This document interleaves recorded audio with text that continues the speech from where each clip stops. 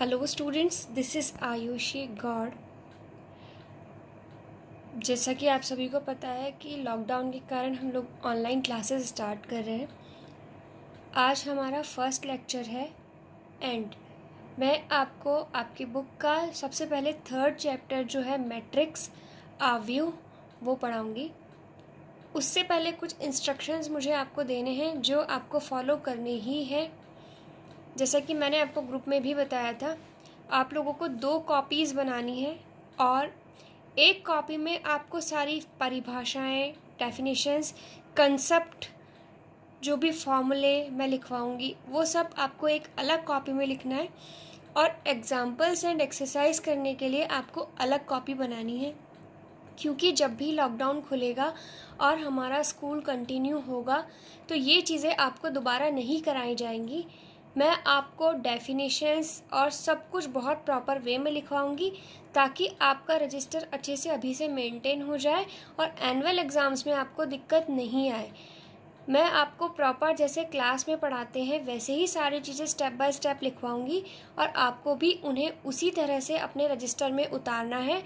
हमेशा की तरह concept and question same register में नहीं करना है, आपको कंसेप्ट अलग लिखना है और एग्जाम्पल्स और क्वेश्चंस उसमें नहीं करने हैं, दूसरे रजिस्टर में आपको उन्हें करना है। जब भी लॉकडाउन खुलेगा तो आपके पास में सारी चीज़ें ऑलरेडी लिखी हुई होंगी, क्वेश्चंस किए हुए होंगे और फिर भी उसमें से कुछ प्रॉब्लम होती है तो हम नॉर्मली डिस्कस कर लेंगे, लेकिन ये सारी थ्योरी और कंसेप्ट मैं दोबारा नहीं लिखवाऊंगी। इसलिए आप लोग प्लीज़ इन क्लासेस को सीरियसली लें और जो वीडियो मैं भेज रही हूँ आप लोगों को उसमें से आप नोट डाउन करते जाइए। वीडियो को आप पॉज करके, मतलब वीडियो को आप बीच में रोक कर अपना रजिस्टर में नोट्स बना सकते हैं और इसी तरह से आपको जितने भी वीडियोस भेजे जाएंगे उन सभी में आपको नोट्स प्रिपेयर करने हैं। एंड वन मोर थिंग, आप लोग जो रजिस्टर बनाएंगे और जो भी एक्सरसाइज मैं आपको होमवर्क में दूंगी वो एक्सरसाइज आपको करके क्वेश्चंस की फ़ोटो खींचकर, इनफैक्ट जो आपने रजिस्टर में वर्क किया है उनकी फ़ोटो क्लिक करके आप लोगों को ग्रुप में भेजनी है।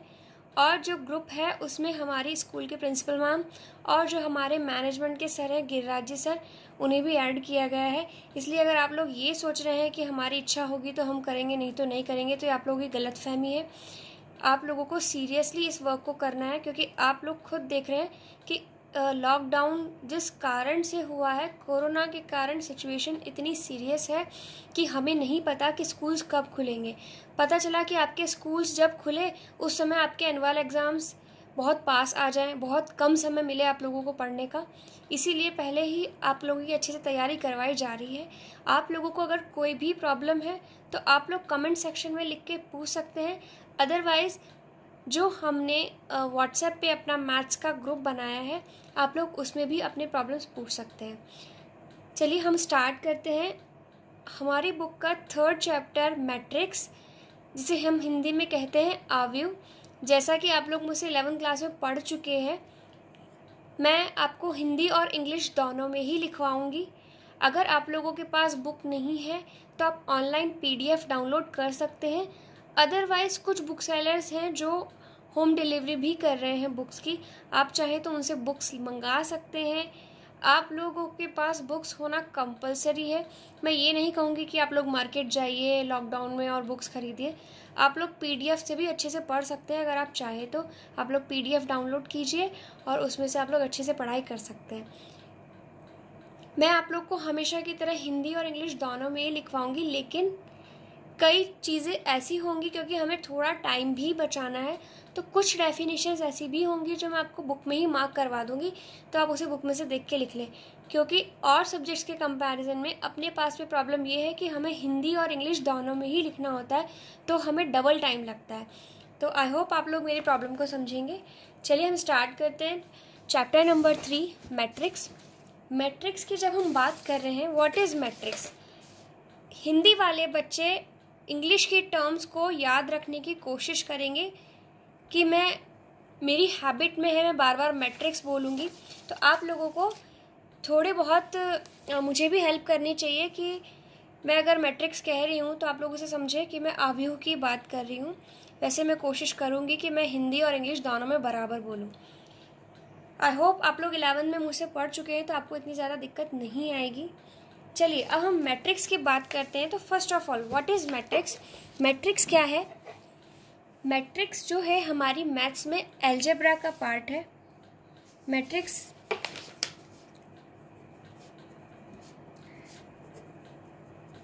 It is a part of algebra.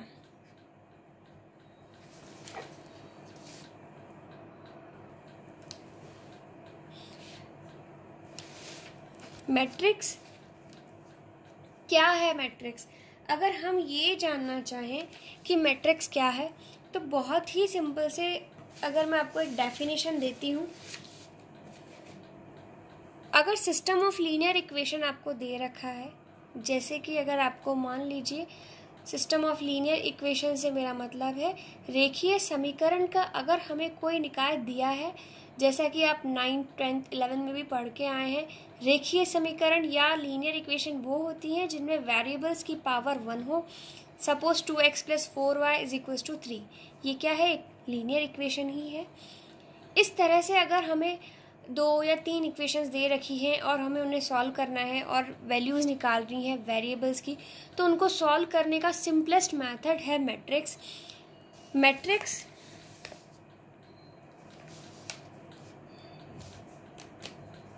की डेफिनेशन जब हम बात कर रहे हैं, इट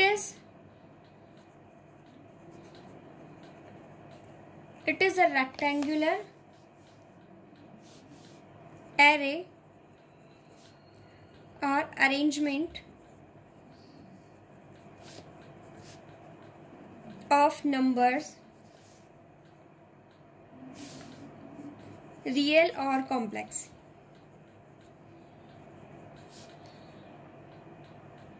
और फंक्शन। आव्यूह या मैट्रिक्स क्या है? देखिए, it is a rectangular arrangement. Array मतलब होता है अरेंजमेंट, रेक्टेंगुलर मतलब होता है आयतीय। ये एक आयतीय व्यवस्था है जिसमें कि हम नंबर्स या फंक्शंस को, फलनों को लिख सकते हैं। इसका मतलब संख्याओं की, अंकों की या फिर फलनों की आयताकार व्यवस्था को हम मैट्रिक्स कहते हैं। मान लीजिए कि अगर हम नंबर्स की बात कर रहे हैं तो इस व्यवस्था में सारे ही नंबर्स होंगे। अगर मान लीजिए हम इस व्यवस्था में किसी फलन की बात कर रहे हैं तो सारे ही फलन होंगे। जैसे कि पहले हम एक बार हिंदी में डेफिनेशन लिखते हैं। हिंदी में जो डेफिनेशन है हमारी वो क्या है? समान राशियों या संख्याओं के आयताकार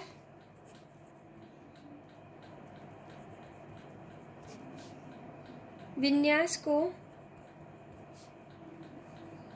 आव्यूह कहते हैं।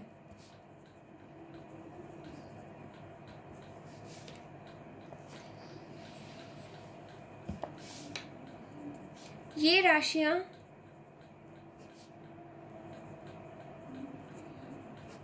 वास्तविक या काल्पनिक संख्याएं अथवा फलन हो सकती हैं। यह है आपकी डेफिनेशन मैट्रिक्स की। डेफिनेशन तो ठीक है,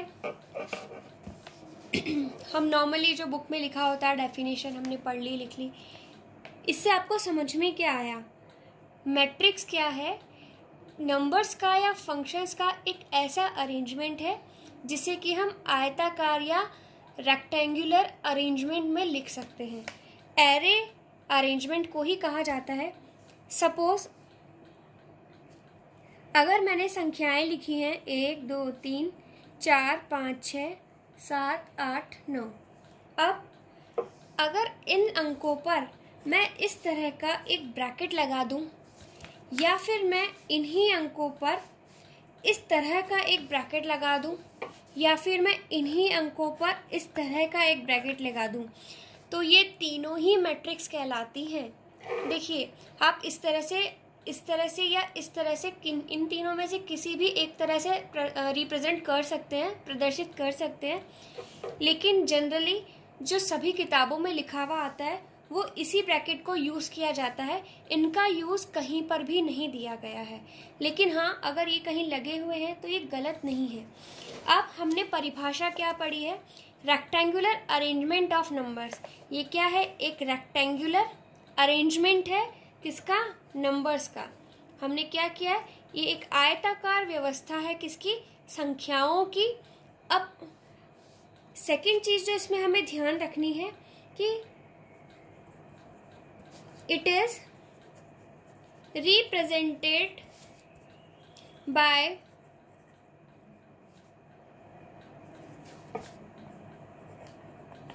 कैपिटल लेटर्स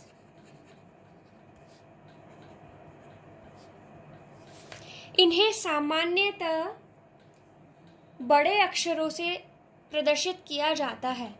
देखिए, कुछ चीज़ें ऐसी हो सकती है जो मैंने लिखी है पर मैं हिंदी में नहीं लिख रही हूँ, सिर्फ इंग्लिश में लिखी है, तो मैं उन्हें हिंदी में बोल रही हूँ, आप वो सुनकर भी लिख सकते हैं, और ये सब चीज़ें आपकी किताब में भी दे रखी है। तो it is represented by capital letters ABC etcetera.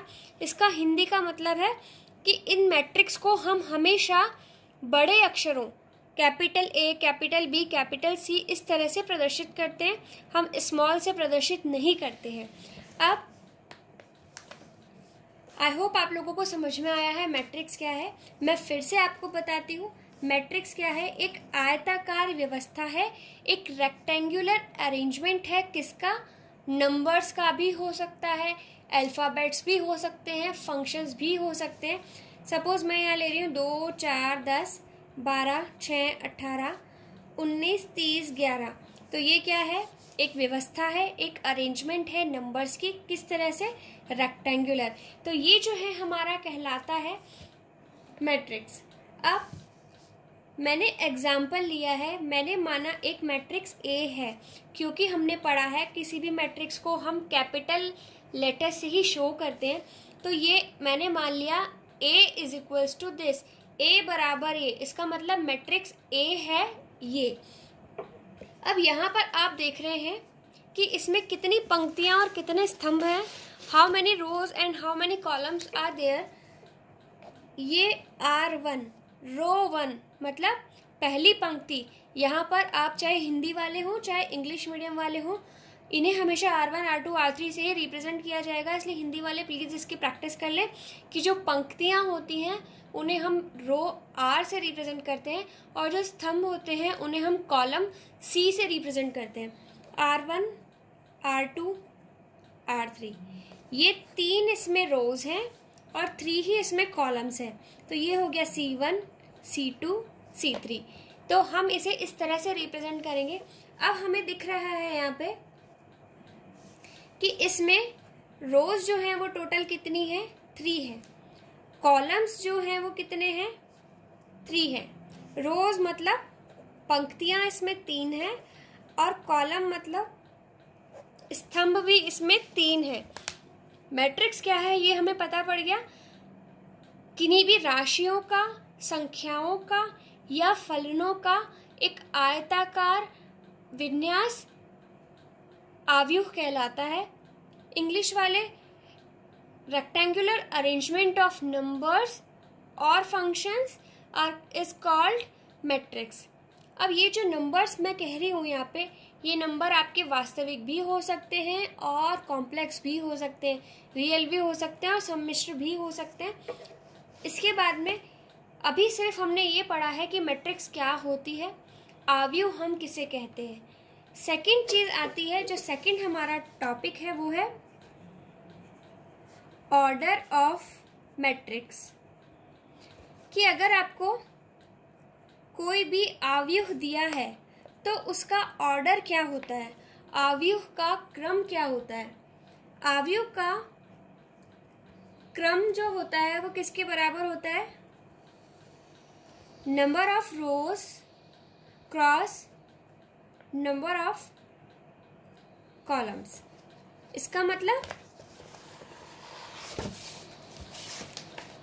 अगर आपके पास में कोई मैट्रिक्स है तो उसमें जितने भी रो हैं क्रॉस जितने भी कॉलम हैं, जैसे कि मैं एक एग्जांपल लेती हूँ।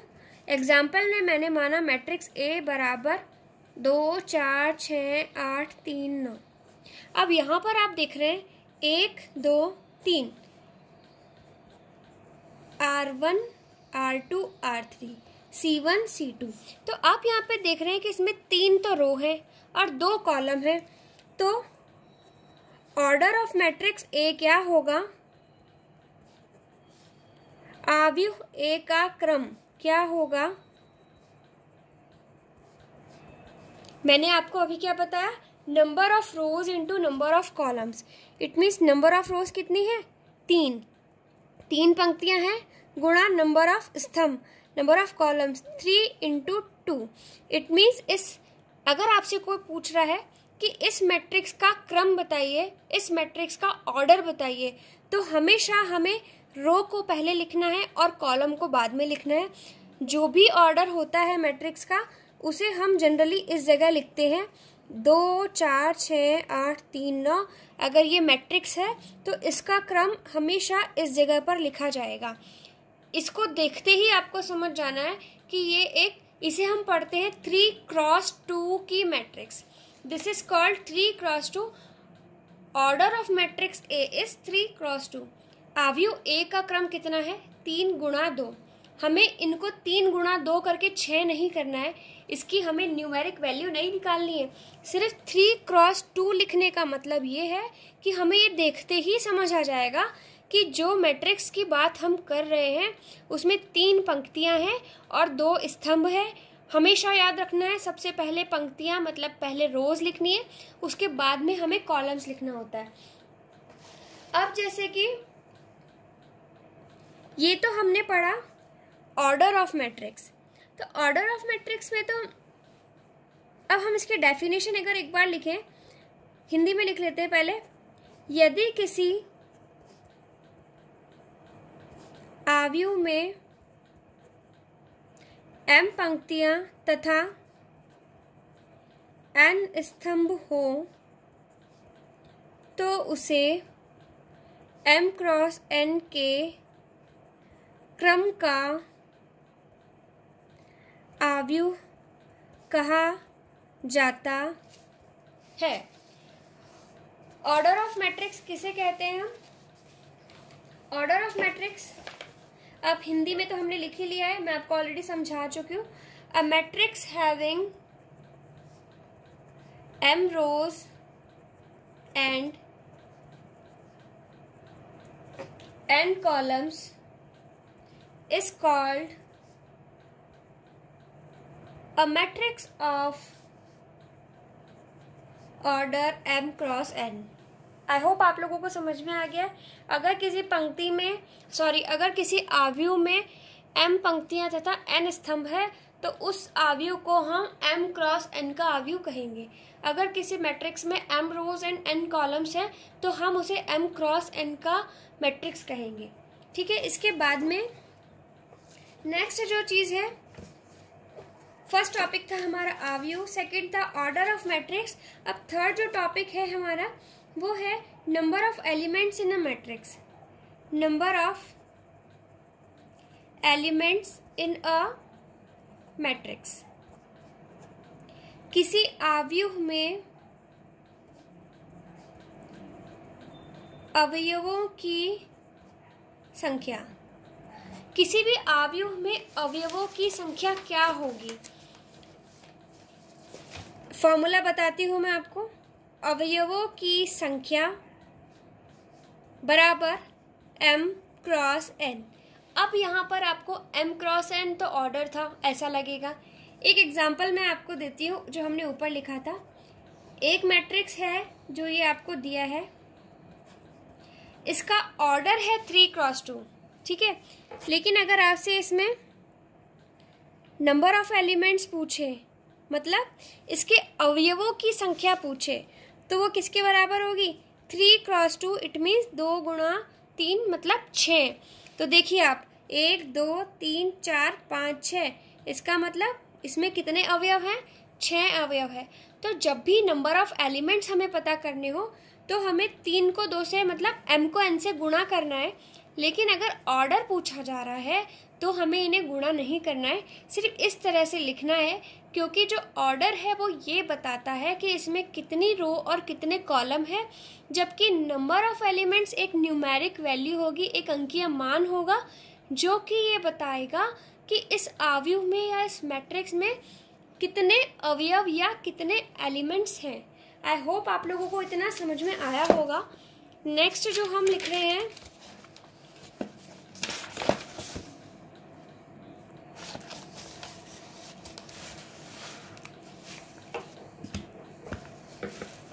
नेक्स्ट हम करेंगे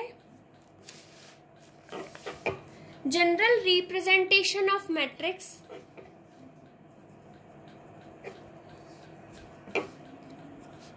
general representation of a matrix, इसका मतलब किसी आव्यूह का व्यापक रूप। व्यापक रूप की हम अगर बात कर रहे हैं तो मान लीजिए कोई मैट्रिक्स ए है। अब हम इसे किस तरह से बनाएंगे ये आपके लिए बहुत इंपॉर्टेंट है, क्योंकि अगर आपको ये चीज़ समझ में नहीं आएगी तो आपको पूरे चैप्टर में प्रॉब्लम आने वाली है। अब देखिए, हम एक ऐसी मैट्रिक्स ले रहे हैं जिसमें कि m रोज हैं एंड n कॉलम्स हैं। हम एक ऐसी मैट्रिक्स ले रहे हैं जिसमें कि m पंक्तियां हैं और n स्तंभ हैं। तो हमें अवयव बनाने हैं, एलिमेंट्स बनाने हैं। देखिए, अगर कोई मैट्रिक्स है तो उसके एलिमेंट्स को हम हमेशा स्मॉल लेटर्स से रिप्रेजेंट करेंगे। अब मान लीजिए मैं इसके फर्स्ट लेटर की बात कर रही हूँ, फर्स्ट एलिमेंट की, तो मैं यहाँ पर ए से रिप्रेजेंट करूँगी। स्टैंडर्ड नोटेशन है, हम हमेशा ए से रिप्रेजेंट करते हैं या स्मॉल बी से भी कर सकते हैं। अब देखिए, ये क्या है, टोटल इसमें पंक्तियाँ हैं m, टोटल इसमें स्तंभ कितने हैं, n है।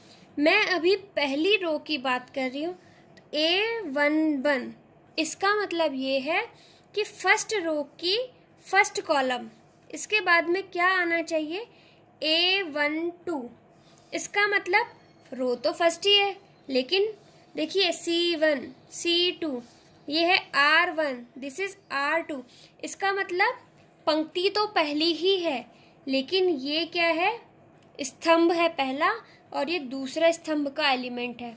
तो A11 ये किसको रिप्रेजेंट कर रहा है, ये इस चीज को रिप्रेजेंट करता है। A11 से मतलब है कि पहली रो के पहले कॉलम का एलिमेंट। A12 का मतलब है आपका पहली रो के दूसरे कॉलम का एलिमेंट। इसी तरह से अगर मैं A13 लिखूंगी, इसका मतलब क्या हो गया कि पहली रो के तीसरे कॉलम का एलिमेंट। अब हम आगे चलेंगे तो A1, इस पूरी ही रो में हमेशा A1 ही रहेगा क्योंकि ये रो फर्स्ट ही है। तो A1J से हमारा मतलब है कि फर्स्ट रो और बीच में कोई jth कॉलम होगा। लेकिन हमें पता है कि इसमें टोटल कॉलम्स कितने हैं, n कॉलम है। तो फर्स्ट रो में nवा कॉलम, क्योंकि लास्ट जो कॉलम है हमें यहाँ दिया है कि n टोटल कॉलम है, तो फर्स्ट रो में nवे कॉलम का जो एलिमेंट है वो क्या हो गया, A1n। अब हम बात कर रहे हैं R2 की, तो R2 मैं एक लाइन छोड़ के यहाँ बना लेती हूँ। R2 जो है, देखिए यहाँ पर A, क्योंकि हम हमेशा सबसे पहले किसको लिखते हैं, पंक्ति को, रो को। तो यहाँ पर ये कौन सी रो चल रही है, दूसरी रो। कॉलम कौन सा है, पहला। इसका मतलब A21 किसको रिप्रेजेंट कर रहा है, किसको प्रदर्शित कर रहा है, ये ऐसे अवयव को प्रदर्शित कर रहा है जो कि दूसरी रो के फर्स्ट कॉलम का अवयव है। अब मैं यहाँ लिखूंगी A22, इसका मतलब दूसरी रो के दूसरे कॉलम का एलिमेंट। A23, इसका मतलब दूसरी रो के तीसरे कॉलम का एलिमेंट। इसी तरह से जब हम आगे चलेंगे, A2J, इसका मतलब दूसरी रो के जेवे कॉलम का एलिमेंट। A to N, इसका मतलब दूसरी रो के nवे कॉलम का एलिमेंट। इसी तरह से जब हम आगे चलते जाएंगे तो A31 इस तरह से एलिमेंट्स आते जाएंगे। अब हम यहाँ आ गए जहाँ हम कह रहे हैं कोई IV रो है, तो AI1 इसका मतलब IV रो और पहला कॉलम, AI2 IV रो दूसरा कॉलम, AI3 IV रो तीसरा कॉलम, AIJ इसका मतलब है IV रो और जेवा कॉलम, AIN इसका मतलब IV रो और nवा कॉलम। इसी तरह से जब हम और आगे चलेंगे तो हमें क्या मालूम है, देखिए टोटल नंबर ऑफ कॉलम तो n थे, इसका मतलब आखिरी कॉलम हमने n माना। टोटल नंबर ऑफ रोज कितनी है m, इसका मतलब जो आखिरी रो होगी वो mv होगी, तो AM1 इसका मतलब mv रो पहला कॉलम, AM2 mv रो दूसरा कॉलम, AM3 mv रो तीसरा कॉलम, AMJ mv रो जेवा कॉलम, AMN mv रो nवा कॉलम। इसका मतलब ये जो लास्ट एलिमेंट है वो MN किसको रिप्रेजेंट कर रहा है, mv रो के जेवे कॉलम के अवयव को, और ये जो m है ये किसको प्रदर्शित करता है, कुल पंक्तियां, इसका मतलब टोटल रो। ये सब आपको अपने रजिस्टर में एज इट इज बनाना है। और ये जो n है ये किसको रिप्रेजेंट करता है, total column, total number of columns, इसका मतलब कुल स्तंभों को। आई होप आप लोगों को समझ में आ रहा है। कोई भी मैट्रिक्स A है तो हम इसे जनरली, देखिए अब मैं अगर कोई क्वेश्चन कर रही हूँ या कुछ भी थ्योरम प्रूव कर रही हूँ तो इस चीज़ को इतना बड़ा मैं बार बार नहीं लिख सकती, तो हम इसे एक छोटे फॉर्म में लिखते हैं। A is equals to AIJ M cross N। इसका मतलब ये है कि A एक ऐसी मैट्रिक्स है जो जिसका कि ऑर्डर या क्रम कितना है M क्रॉस N। इसका मतलब A एक ऐसी मैट्रिक्स है जिसमें कि M पंक्तियां और N स्तंभ है, मतलब M रोज और N कॉलम्स है। और AIJ किसको रिप्रेजेंट कर रहा है, I हमेशा रिप्रेजेंट करता है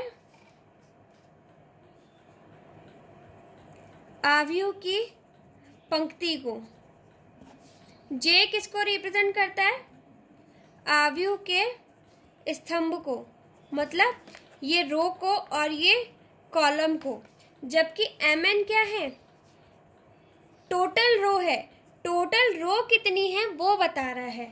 और N क्या है, टोटल कॉलम कितने हैं वो बता रहा है। जबकि IJ कुछ भी हो सकता है किसी मैट्रिक्स में फोर्थ कॉलम को J कह दे, वो आप क्वेश्चन करेंगे तो आपको समझ में आ जाएगा।